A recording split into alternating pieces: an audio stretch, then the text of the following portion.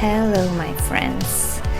Well, I've decided to finally do what I've always wanted to do, create content for you guys. The problem, I'm starting out as a complete newbie and have to teach myself everything.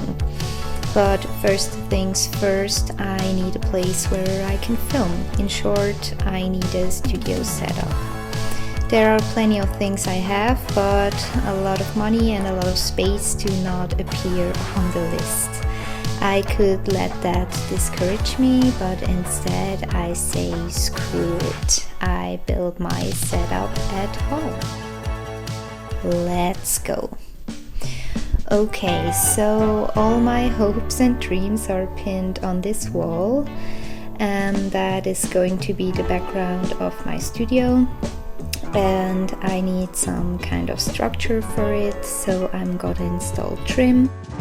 I drew a plan and wrote down all the measurements for the two large and the two smaller boxes I wanted, but the first attempt wasn't very successful, so I started again and drew up a more precise plan. And let me tell you, I love making plans, not just for DIY projects, but also for my near future. It really helps me to know what I want to concentrate and focus on. It can be really difficult to create such plans because you have to know what you want in the first place, And for me, that's the tricky part. I found that it helps me to do more of what I enjoy. It sounds so simple, but it always steers me in the right direction. For example, you meet a lot of people with the same interests, and that can bring you a lot of inspiration, which is so important. Without actively thinking about it, you can find out what you really want to do just by, surrounding yourself with the things that bring you a lot of joy. And with that, you have already taken the first step. And believe me, this is a huge one. This is a very important step. And for me personally, it was the hardest one. And suddenly you find yourself in funny situations where you are trying to build a home studio using trim.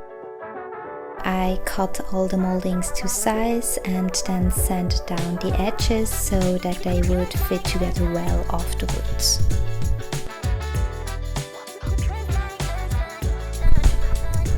And now a tip that applies to both glue and life. It is recommended that the line should be as straight as possible, but a wobbly one is sometimes simply, more fun. I then started sticking the moldings to the wall, and surprisingly everything went without any major incidents. But let me tell you, what looks like a quick job was a project that took me 2 whole days, not including painting. This work required a lot of patience, not exactly one of my strengths. But because this project is so close to my heart, the hours really flew by.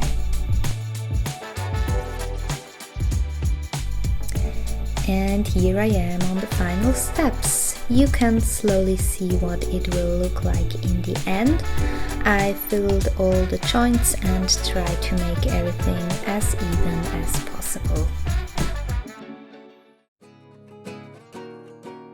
That is not yet the final result, but a successful start, I would say. And if you want to know how the studio background is going to turn out, just stay tuned. I'm very curious myself, believe me.